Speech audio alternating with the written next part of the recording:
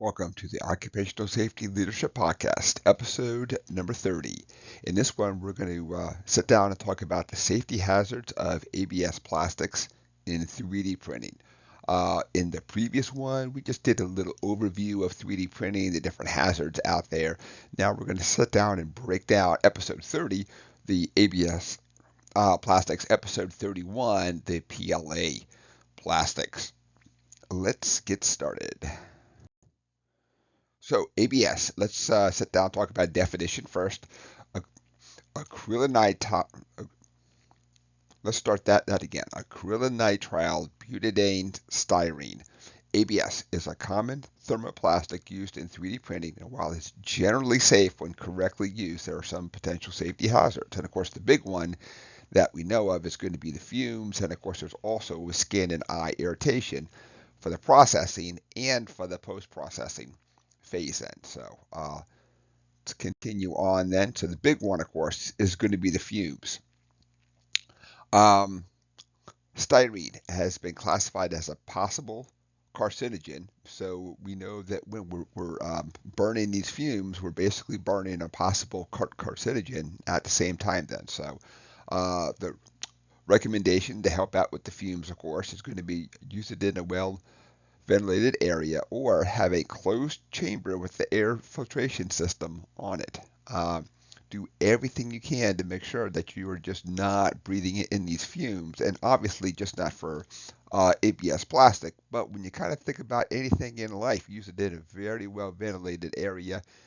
These fumes have to go somewhere, right? So we need to figure out that, is it ventilated enough they can just go with general air and dilute enough, or do we really have to do something special with these? Shoot them a special place, use a filter, whatever we're going to do to sit down and mitigate the fume hazards.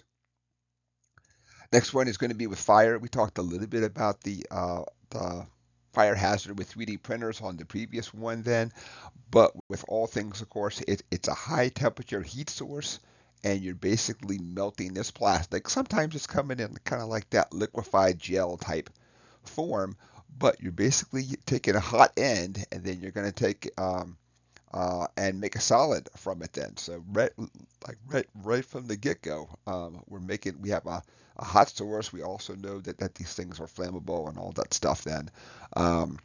So do everything you can to make the area as fire safe as you possibly can. The big recommendation is to always have it attended. I don't know how reasonable and logical that is. It sounds great, of course, but when these print jobs take 20 hours, 30 hours, sometimes you're generally not going to have a person there 100% of the time for these. So let's talk about the other one, the skin and eye irritation. So we know when these fumes are coming off, and the first one we'll talk about is in that processing stage. So the 3D printer is doing the 3D printer thing. It's generating fumes and stuff. So we also know that these same fumes, the plastic itself, can also irritate the skin and eyes when it comes in contact with them. So the biggest thing, of course, is obviously wear gloves and eyewear, when handling these things.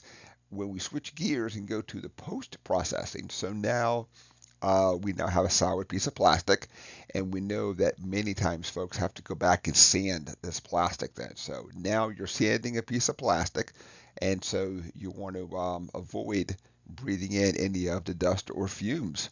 And some people will use sandpaper and just finally do it, whereas others are going to use some form of a mechanical sander to go back and do this.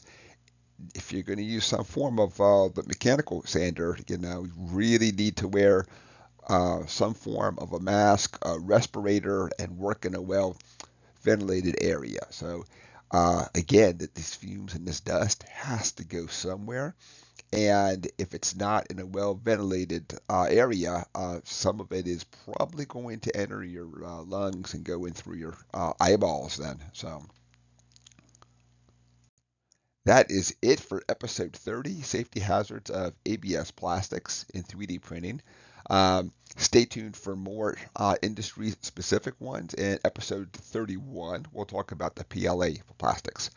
My name is Dr. David Ayers. Have a safe day.